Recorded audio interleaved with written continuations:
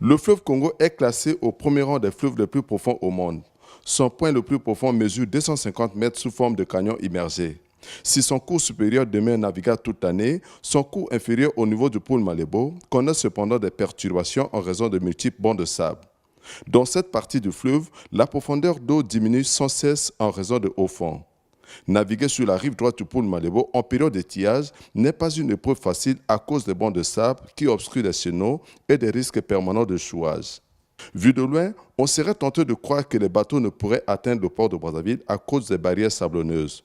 Pour éviter tout désarroi, les navigants ne cessent de solliciter l'intervention du GIS-EVN, la société commise à l'entretien et au balisage des voies d'eau. Dans la période de tirage, il y a beaucoup de sable. Pour bien naviguer pour cette période, il faudrait que le balisage soit là en place. Et à chaque fois qu'il soit là à baliser, sinon, c'est des difficultés pour tous les navigants. Grâce au système de balisage régulièrement mis à jour par le GIS-EVN de Brazzaville à Maluku, que les bateaux parviennent à se faufiler entre les bancs de sable pour atteindre enfin le port de Brazzaville en toute sécurité, mais à condition de respecter les chaînons matérialisés par les bouées. Le pôle est balisé régulièrement. C'est l'une des brigades qui travaille, je pense, 12 mois de l'année.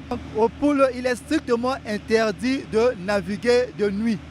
Mais il y a quand même des armateurs qui s'hasardent à naviguer de nuit. Le déplacement sans cesse des bancs de sable dans le pôle Malébo contraint les services techniques du GIS-EVN d'être quotidiennement sur le fleuve.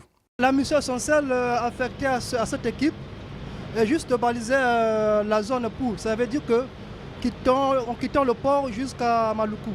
On le fait par semaine, au moins 3-4 jours par semaine, on arrive pour vérifier.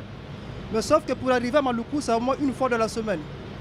Le GIS-EVN est une société congolo-centrafricaine créée par le protocole d'accord de 1970 dans le but d'assurer l'entretien et le balisage des voies navigables en commun entre les deux États afin d'offrir aux bateaux des conditions de navigation idéales.